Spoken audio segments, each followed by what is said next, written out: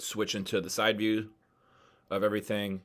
And we're just going to first start again with looking at the front foot strike position. So this is, again, the moment in time when Trinan, front foot, makes contact with the ground. And same thing with AJ over here. Excuse me. Once that front foot gets settled on the ground and the knee braces that weight, and we can see that back foot position and how it's driven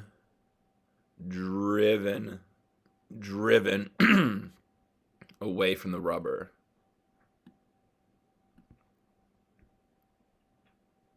How that back foot is driving away from the rubber, which pushes that back hip forward, which pushes that back hip forward at foot strike, forward at foot strike.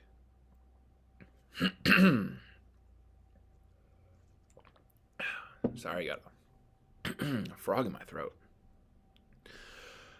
We can also notice at front foot strike that the glove is finished or finishing, and we're looking for that 90-ish degree being this is the time that the ball is facing the same direction as your chest. So righty's ball to third, lefty's ball facing first. Belt buckle's turned over. And then we'll watch as we go through the throwing motion how this front knee is going to brace itself. It's going to lock out. It's going to stabilize. It's going to block, whatever term you like to think or categorize it as. But that leg goes from a bend to no bend, from a bend to no bend, in order to help get all that energy that the lower body created and send it up into the arm and not allow it to stay down here in the knee and go forward or roll out. This is what allows us to throw the baseball down and out in front as we rotate around. And this is what allows us to rotate down, out in front and around through release. But we got to be able to start feeling ourselves really getting down. Really getting ourselves down at release and out in front with this forward trunk tilt. Our trunk is from our shoulders to our hips. This mass of our body we call our trunk. We want to be taking our trunk at foot strike is usually pretty close to up and down, and then we got to use our trunk to accelerate this throw down and out in front. When that foot lands in ground at front foot strike, we're usually more up and down, and we need to use that trunk to send that ball down and out in front.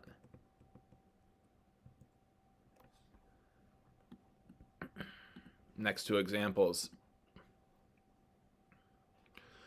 Oop, I didn't get Chapman to front foot strike yet. My bad.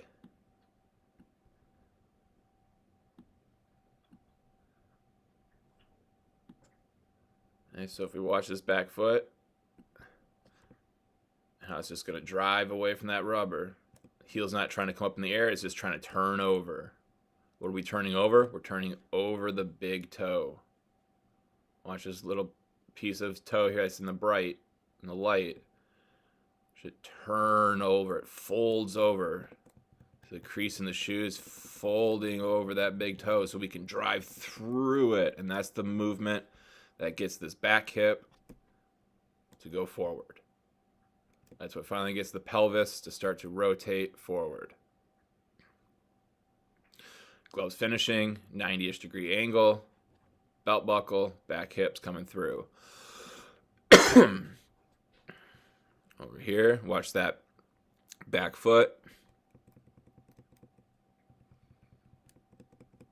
Through the big toe, through the big toe, through the big toe. Also noticing how long this back knee is staying back. Noticing how long this back knee is staying back and not constantly going in, down, down, down, down, down as his body's going out. Because if that's the case, his weight's going down and out. We need to try to keep that weight back. We need to try to stay in this back hip so we can drive that back hip. So trying to keep that knee above that back foot as long as we can, as best we can. Then when we can't, then it's time to start to rotate. Boom. So then now the knee is strong, and we can see how it's locking out, locking out, locking out. We land at foot strike, and we can see knee holding strong, trying to lock out.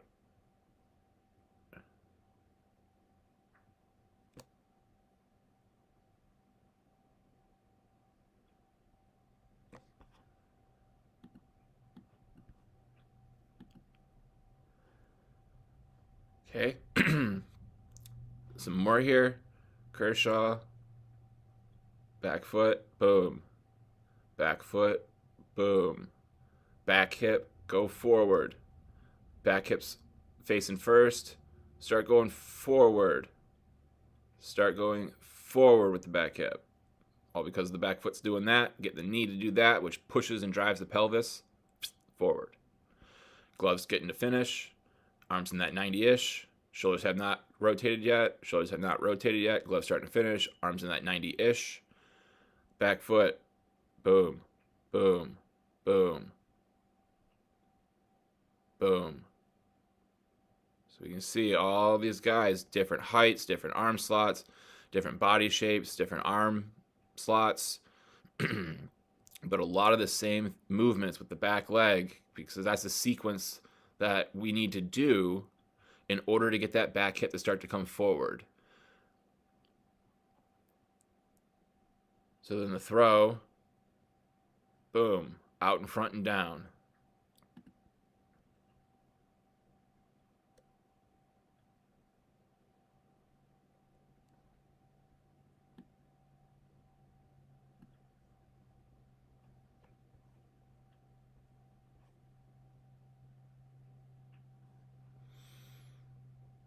Okay.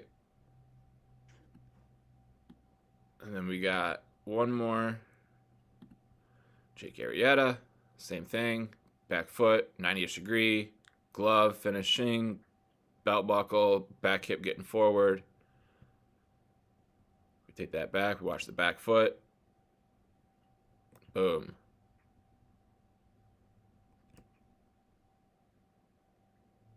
Boom. So then he can release down and out in front. Leg locking out. Front leg locking out. Front leg locking out. Front leg locking out. Boom.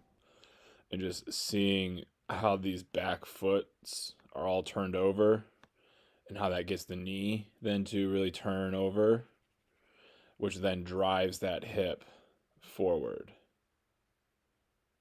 Okay. And if we then just kind of take this back and slide over here just a little bit, and we just watch what that foot's doing and how it's driving into our stride, rotating that back foot into our stride. Boom, front foot strike.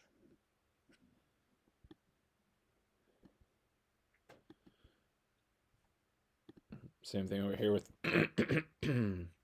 DeGrom, watching that back foot turn over,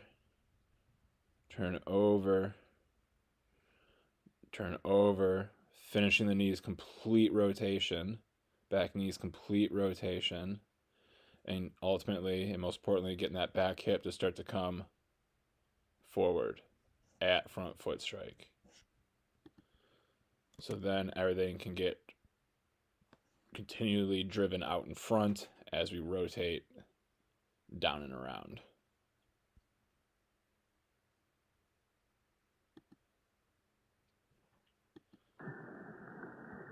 Down, out in front as we continue to go through with our energy.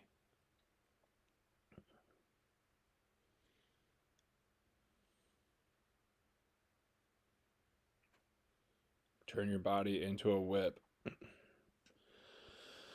Watching the back foot. How we're turning over. Driving through that big toe. Into our foot strike. Strong, stable knee. What's it going to do? It's going to lock out. It's going to lock out. It's going to lock out. Same thing with the back foot. Driving through that big toe there. Through that big toe. Into our front foot strike. So that way that back hip ultimately starts to get driven forward. So then we can finish everything out in front and down that mound.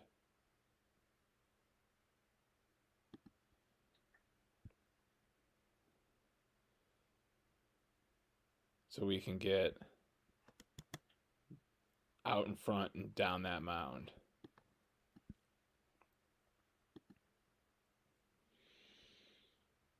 Driving through that back toe, through that back toe, through that back toe, through that back toe, getting that back hip to start to come forward at front foot strike so then we can rotate everything down and out in front.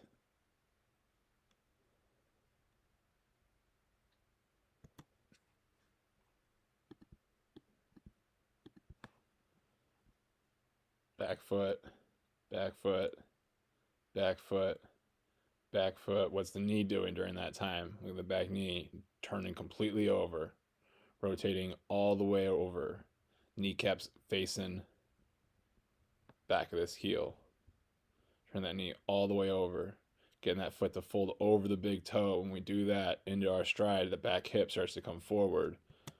So then we can rotate everything down out in front. What's that lead leg doing? Locking out, locking out, locking out, locking out. Back foot, how's it getting there? Driving through the big toe, driving through the big toe, driving through the big toe, through the big toe. So that front foot strike, we can then finish everything out in front, down and through.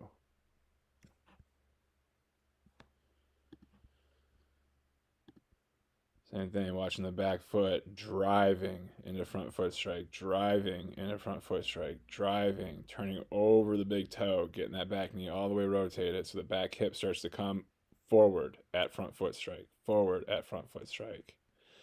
So then we can be out in front, locking that leg out, locking that leg out, locking that leg out. So we can get down through our release. And here you guys are at your front foot strike position. So I've kept one big leaguer up for reference. It's Mr. Strider at his front foot strike position, just so that if we kind of forget what all those looked like before, we'll have that one down there for a constant reminder of what we need to be looking at. So from that side view, again, we're looking for that back foot to have turned over. Oops, I'm controlling someone's. I shouldn't be. When I think about how that back foot drives through that big toe, boom. Then the front foot hits the ground. See that back hip's forward. Belt buckles to the target. Glove is going towards its finish position. The glove has been going to its finish position. Boom. And we can see that that throwing arm is in a 90-ish and 90-ish degree angle. So then taking those points and also then obviously front leg in a good, nice, straight alignment of hip, knee, and foot to the target. Now it's kind of comparing yourself with what you see. What are some of the similarities? What are some of the differences? How do angles look? How does rotations look? How does the head posture look? Okay, and we'll just take each of you guys and kind of go back and forth through time. Starting here. And we'll just see that glove is starting that finish position. The glove is starting its finish. Front foot's hitting the ground. So you take that back. We can see then the back foot starting to want to drive. It's starting to want to drive. It doesn't really drive until there. And we can see now that, we'll even take it back to like right there. How about that? We can see even here at your lower body position matching Strider's lower body positioning, how much more your upper body had to rotate, how much more your upper body rotated before you got to that position. So now your arm is finally in more of a 90-ish degree position here. 90-ish. But we can see how much this front shoulder has opened up versus Strider still being able to look straight down that shoulder. Still able to look right down that shoulder into his front foot strike. Versus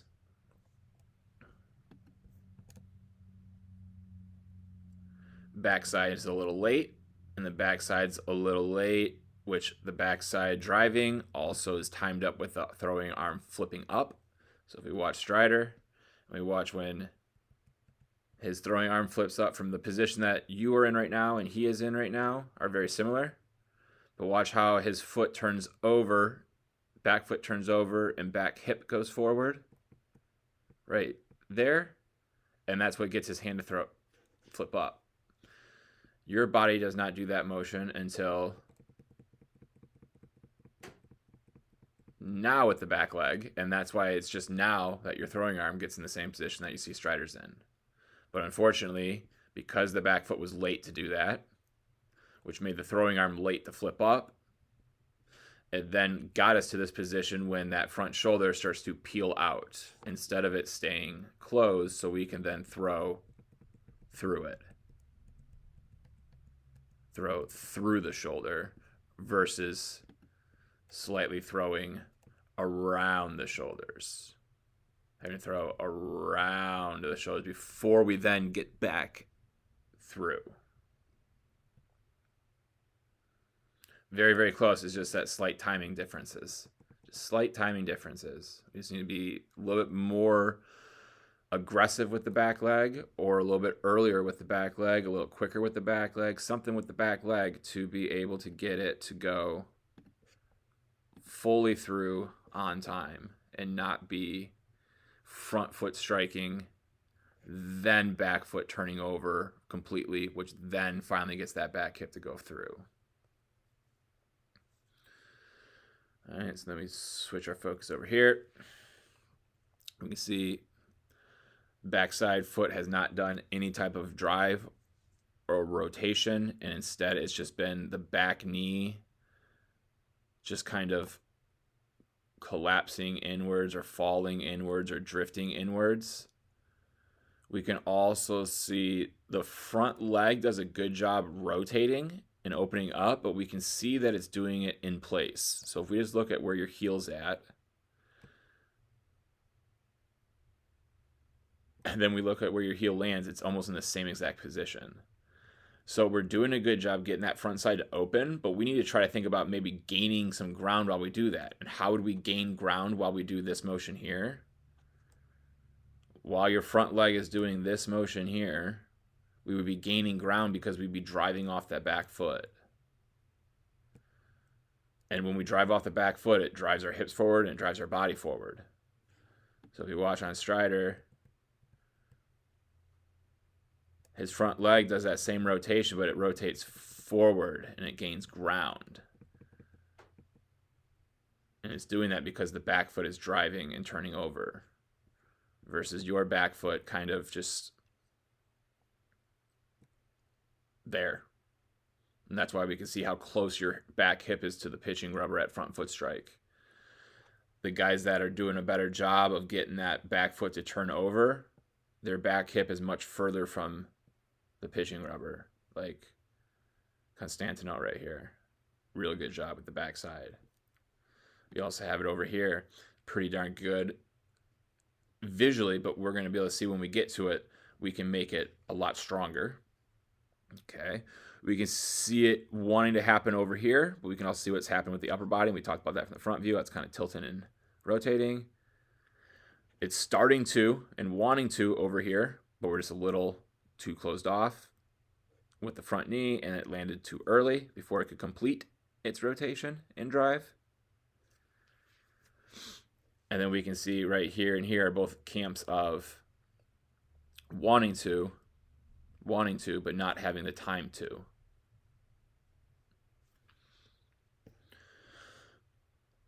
So that's when now that backside hip is not going to be able to get to go forward until now it gets to go forward. But by the time the back hip finally got to go forward, your back shoulder is now forward, which means your back hip and back shoulder have been rotating at the same time. And we know the lower body needs to rotate first, then the upper body. Now they're rotating at the same time, which means the lower body is rotating when the upper body is supposed to be rotating, which means, is the lower body even rotating, or is the upper body finally at the point in time that it needs to rotate, that it's just going to pull and drag along this with it? And that's the case, because once that front foot hits the ground, boom, front foot strike, it's now time to rotate our upper body. And since your lower body has not rotated yet, even though it's supposed to rotate first, the upper body is going to have to go. And now, since it's time for the upper body to go and the backside has not gone, the upper body will now pull, drag, and bring it along with it, which now it cannot rotate as aggressively as it could, and it cannot be as consistent as it could. Two things as a pitcher we are always striving to work towards. Oops.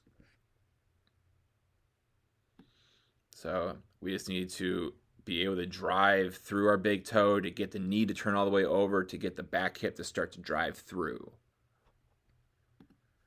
And we're just late on our ability to do that.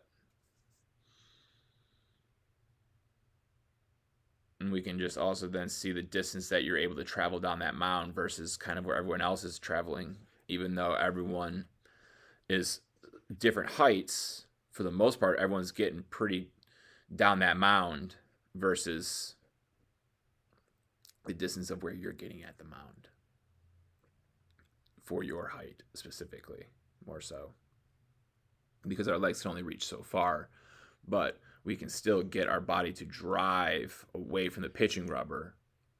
Boom, boom, boom. That's not dependent necessarily on how long our legs are. That's how much energy we create. So over here, same thing. We can see the front leg and the front knee rotate to get to this position, but by the time that foot gets into the ground, we can see that the front leg, hip, knee is in a good alignment. We can see that the back hip is trying to come through. It's trying to come through, but one of the biggest things we can notice here is how much of an angle your trunk is in, from your hips to your shoulders. From your hips to your shoulders, we can see the angle that it's in. We are trying to keep our weight back for as long as we possibly can. So that way, when we get to front foot strike, we're as upright as we possibly can be. The more we're forwardly tilted, the less we're going to be able to use that forward tilt to help us accelerate our pitch. So because your body is already starting to rotate and it's already starting to tilt forward, we are now left with less rotation and less forward trunk tilt to help us accelerate this pitch. Whereas we see in Strider, because he is upright and he is closed, he will be able to now, once he gets that foot fully into the ground at front foot strike here, he will be able to rotate everything forward and out in front with maximum rotation and maximum forward trunk tilt. So going from a vertical position to this position at release gave us that amount of angle. That angle right there was power to the target, to the target, to the target. So now you're at this angle starting, and then you throw and you get to this angle. So you went from like this angle to this angle. Much less of an angle that you got to throw with versus here to here of an angle. Also, we're going from your front foot is into the ground. Your shoulders are not from home to second. They're like where a third baseman would play. I don't even know what the angle would be, to be honest. But we can obviously significantly see that it's rotated forward versus a Strider who is at his front foot strike once it gets settled. We can still see the entire Braves logo here versus we're starting to lose the tool in 5 tool. Can't see your number anymore down here.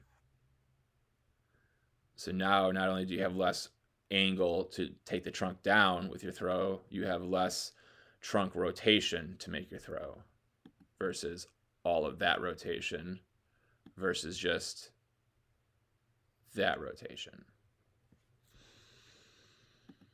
So we need to keep that trunk tall and back, strong and upright for longer. So that way at front foot strike, we're not making contact and and our trunk being so forwardly tilted and rotated.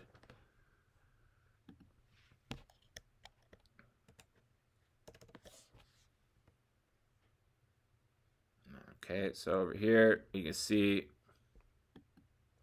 that the back foot is driving through the big toe. It's getting through the big toe. But if we wanted to really get some extra power, really get our lower body more incorporated into this process of our delivery, we can see just how much extra we can get this back foot turned over to be there. Versus when the foot gets in the ground here with that back foot or here with that back foot. Just see how much more those hips turn through, those hips get around. If we can find a way to get that back foot, back knee to drive more aggressively, we're going to be able to get the back hip then to come forward more at front foot strike. So this versus that. But all while our upper body hopefully is still in this somewhat of a position. So how is that going to be something we can accomplish? Well, we're going to have to take a look at how quickly this back knee just folds in, folds in, folds in, folds in. It's going to be very hard to aggressively rotate and drive that back knee forward when the back knee is already going forward and it's tilted inwards like that. Versus trying to keep that back knee back, back knee back, back knee back, back knee back. See the difference there in that angle from hip, knee to foot versus how we get with you going. The last time your knee is in somewhat of an angle like his is right there. And then we can see if we want to get your hip at like an equal-ish distance from the pitching rubber at Striders, say like that, and the difference between where your knee is there.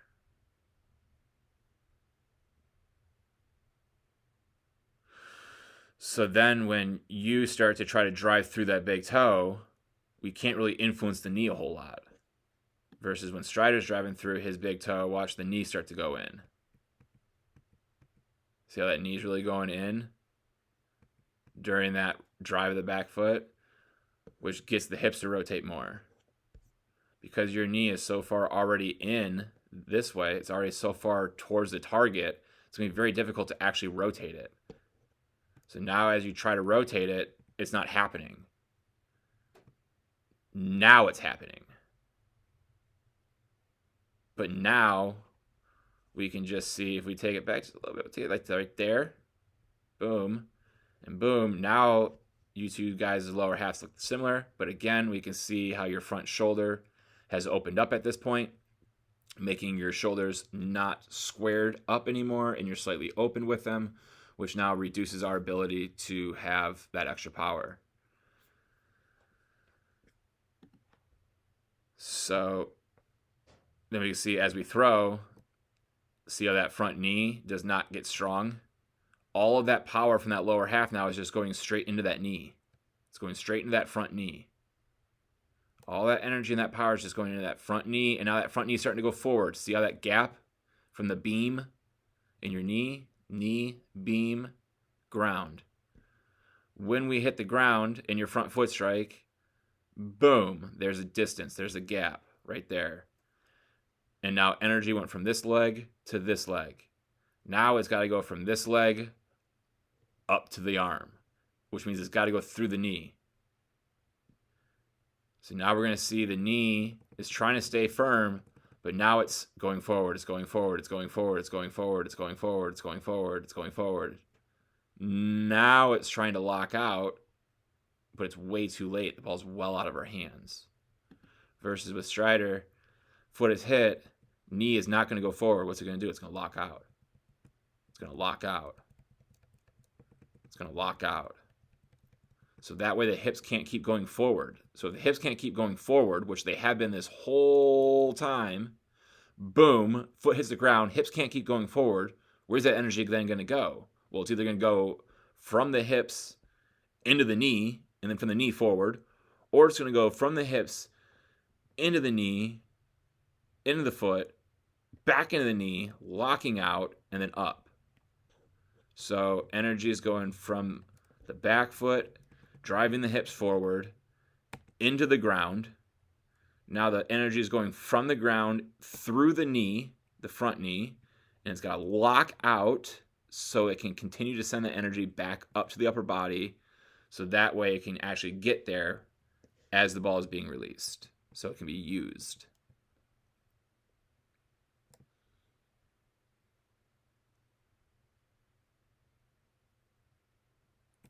Okay, so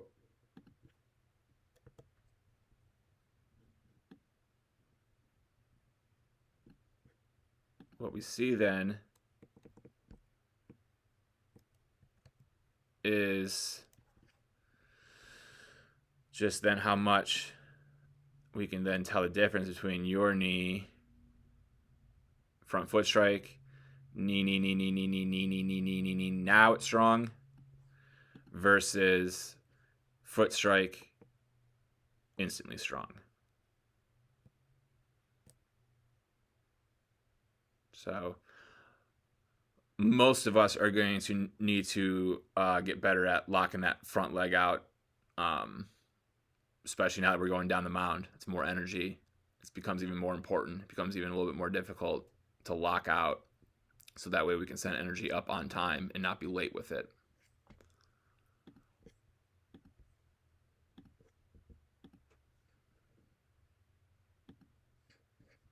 Oops.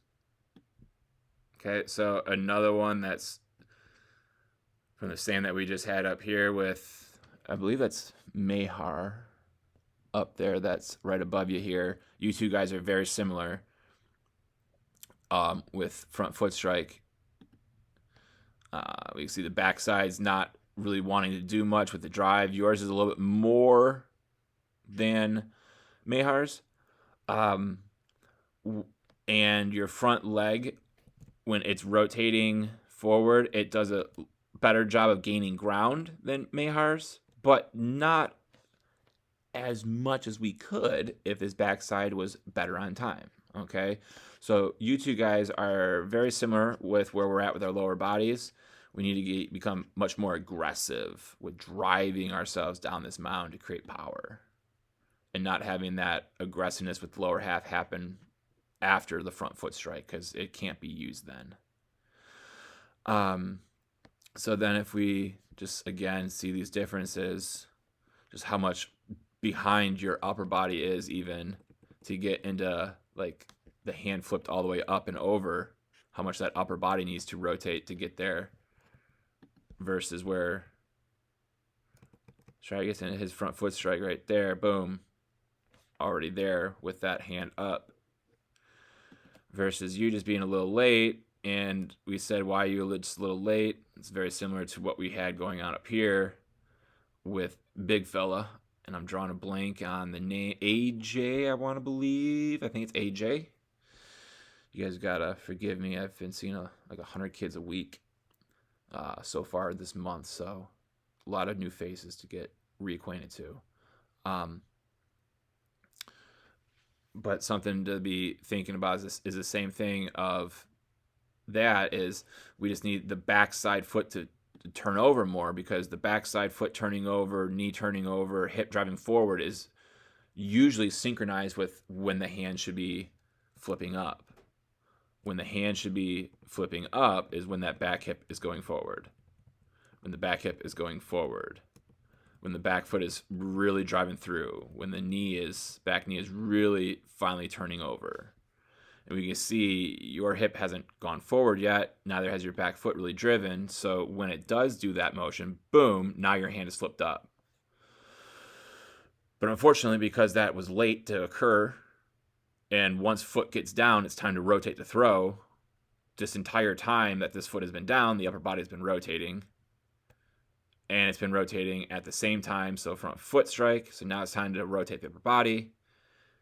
It's hard to rotate the upper body from this position because the hand's not where it needs to be. The throwing hand's not where it needs to be. The throwing hand's not where it needs to be because the back hip hasn't driven yet. The back hip hasn't driven yet because the back foot hasn't turned over yet. And the back foot can't turn over anymore efficiently because the front foot has already occurred. The front foot strike has already happened. Our stride has already concluded. So now as we try to continue what we started with the backside, it can't get up to the upper body in time because the upper body is already rotating. So by the time it does all that good drive and turning over, boom, here comes the throw already. So now we're very, very late with that. And we turn into someone that we could say kind of ends up pushing the baseball.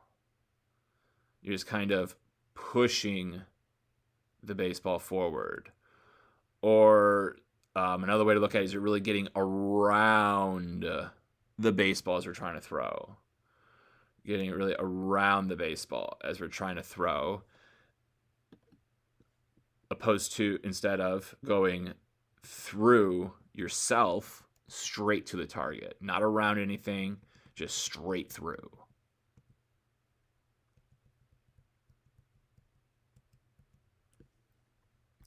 So again, this could be a guy that just needs better timing with the lower half, driving on the right time to get us into a good foot strike. So again, another one, like I mentioned on the front side or the front view video, Constantineau is going to be a good one for you guys to watch. That process of getting into front foot strike.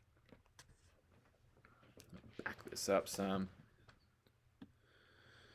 All right, so you guys can watch how that back knee is fighting to stay back, fighting to stay back, fighting to stay back, fighting to stay back, fighting to stay back, fighting to stay back, until it can't, and now it's going to start to turn over.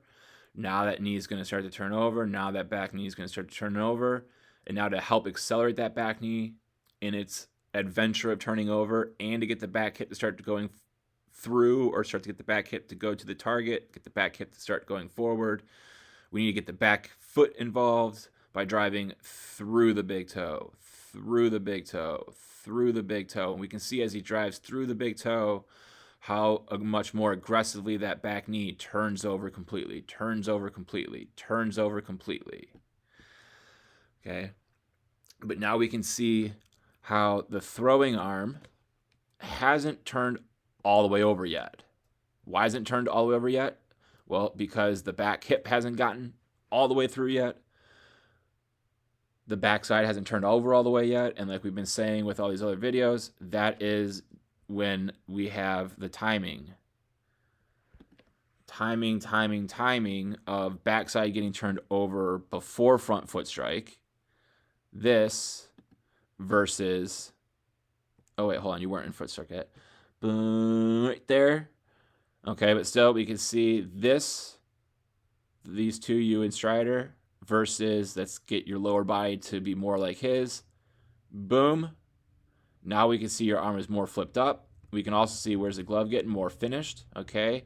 So now we could say, let's put you like right here. Yeah, somewhere right in here. We'll say your lower half, backside leg, Strider's backside leg, very similar positions. Your throwing arm is in that 90-ish degree angle, both here and here.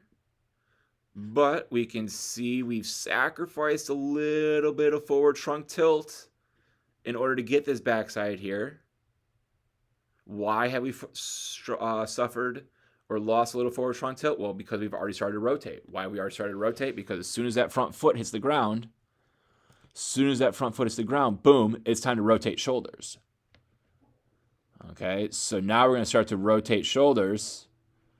Boom, now we get into that fantastic lower body position, and it's just a little late. And we can also see how that front knee, we hit, boom, and now front knee is kind of wobbling out a little bit before it stabilizes. And then we can see we're also a guy like we recently talked about over here. I can't remember your name. Sorry, bud. All right, but this one over here is, we also talked about how that once that front knee hits the ground at front foot strike, we'll get it right. Boom, front foot strike. Okay, then we'll let you see the rolling out. Okay, now it's in alignment. Now we should be able to stabilize it and lock it out. So take inventory of the distance from knee to the beam. How it's slightly getting closer and closer, closer and closer, closer and closer, closer and closer and closer. Boom. And now you have this energy left in your body going straight to the target. That linear energy that you have going straight to your target, we need to use in our rotation of our upper body. And we use that and we get that by locking this leg out. Locking that leg out. Locking that leg out. Locking that leg out. It's going to be a lot easier to lock that leg out if and when we are able to get into front foot strike, boom, and that knee is already more in line with the target. So again, so we can be getting into front foot strike and this knee is already here. This front leg is more positioned there already instead of it getting into front foot strike and that knee still being slightly inside your body. So we can see we need more knee rotation. Not foot rotation, not front hip rotation. We just need this front knee to open more, clear the way more, rotate more. However you like to process or think about that front knee, we just need the knee to get more. So that way the knee doesn't have to get more after front foot strike, which makes it harder then for us to start to lock that leg out because it's been bent for so long with so much more force and energy going into that leg. Instead of as soon as that force and energy gets into that leg, we try to shoot it back up, boom, so that we can use it with our throw. But we're very, very close. Like I said, it's just that timing. Just got to get that timing of that back leg to get going sooner. Have that back foot turn over a little bit more, a little bit earlier, so that way the lower half can be in a better position, and it's going to be a lot easier also when the front knee gets you into a better front foot strike position. All right.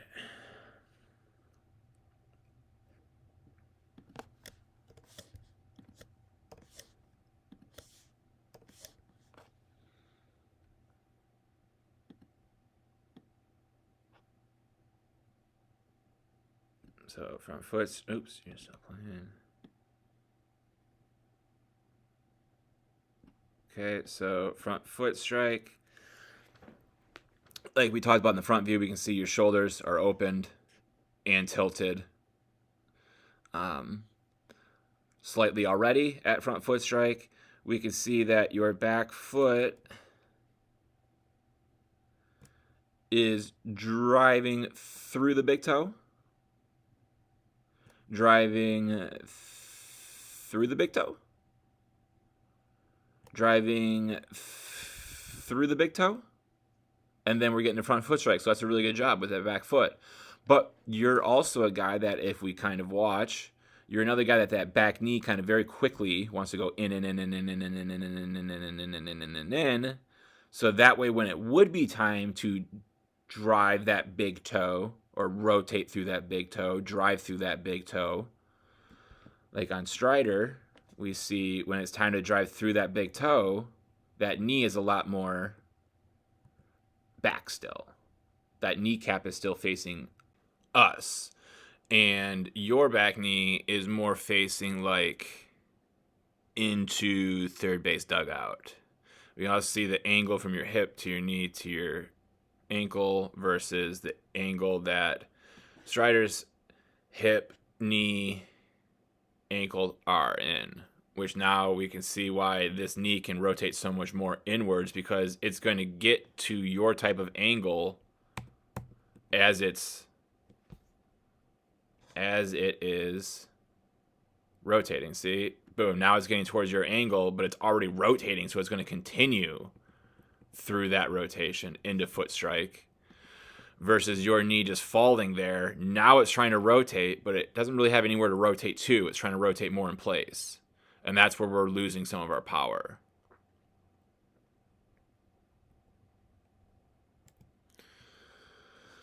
So we need to be able to get, excuse me, obviously what we learned from the front side video with this, the tilt and all that, but we need to also get that back side to drive just a little bit earlier, and it's going to be easier to do that by keeping and thinking about keeping that back knee back a little bit longer. Keeping that back knee back like we saw in Constantineau's, and again, I believe AJ's deliveries.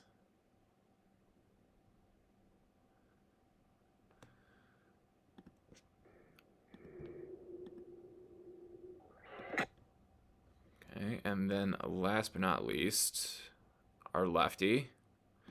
So again, we can see then from the side view just how much that front knee just has not quite rotated by the time that front foot is to ground.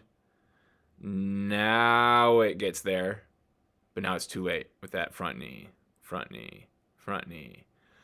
Okay, we can also see at front foot strike, we can see how that back heel is just kind of coming up, up, up, up, up, up. The back heel is kind of coming up, up, up, up, up, up, up, up. Now it's trying to turn over. Now it's trying to turn over. Now it's trying to turn over. Front foot strike, we'll say, is right about once you settle into it, hitting right there. We can just see the difference in where you are in connection to the rubber versus Strider. A lot more drive is coming out of that foot. He's gotten himself further away from the pitching rubber. At front foot strike, he's created more linear energy. He's created more energy in the direction to the target. All right, this is something that we can kind of see over here. At front foot strike right there, just a little bit more than what you got. But like we talked about here, there's still some things that we can clean up with the timing for that. And then we can look at over here where there's another one that was close. Boom, there's that distance, more like yours-ish, but it could be better. We already discussed that as well. Okay, so we then look at, like over here, where we said it was doing a pretty good job. Boom, we can see just how much more distance was able to be driven. So another guy that needs to think about getting that back knee, back foot turned over more by the time we get into front foot strike. Also got to think about getting that knee to rotate more at front foot strike. We also want to think about when we get to front foot strike, boom, not having our shoulders be open. We want to be able to still see that 5 in that 5 tool. So we can see the differences in the angles of the upper bodies. Boom and boom. How much more your upper body has rotated from being in this type of position. When was it last in a position where both of your shoulders were facing us? It was here. Because every motion after that, we're opening up. Versus striders, shoulders have always been to us, to us, to us, to us, to us. They're still to us. They're still to us. Foot strike. Now they start to rotate. So all the rotation that they do is to throw the baseball. To throw the baseball. And we don't throw the baseball until the front foot hits the ground.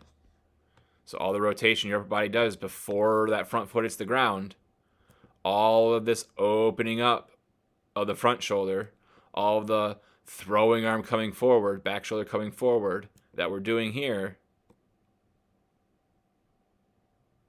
is now less that we get to do once that front foot hits the ground. Because we can't throw the ball until the front foot hits the ground. So we don't want to do any rotation of the upper body until the front foot hits the ground.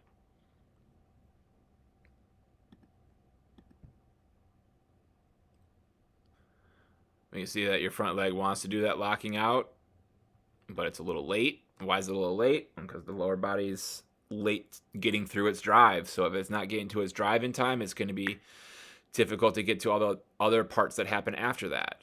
So if the drive was on time, we can maybe expect that the lockout of the front knee is on time. But until the back leg, back foot more specifically, drives on time fully, is going to be having all this little leftover extra energy in our body that we didn't have the opportunity to use with our throw. You do a real good job of trying to keep that knee back, but we can also see that you're a guy that's not gaining a whole lot of momentum during the descent of your leg lift. So if you look, your head is right there, right behind this black beam that's behind you is your head, and your head never really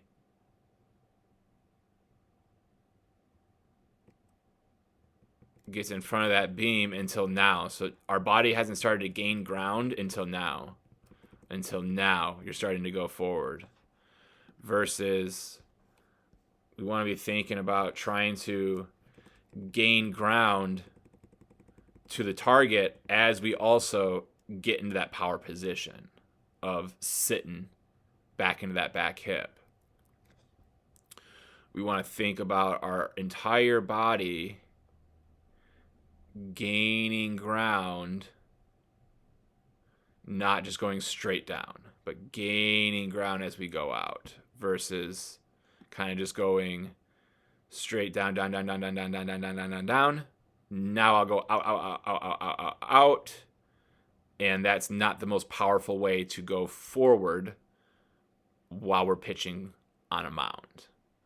We want to be thinking about going down and out like we're on a slide or an escalator, not like we're going straight down an elevator and then going on a people mover like you see in an airport. All right. Escalator or a slide, not an elevator, then a people mover.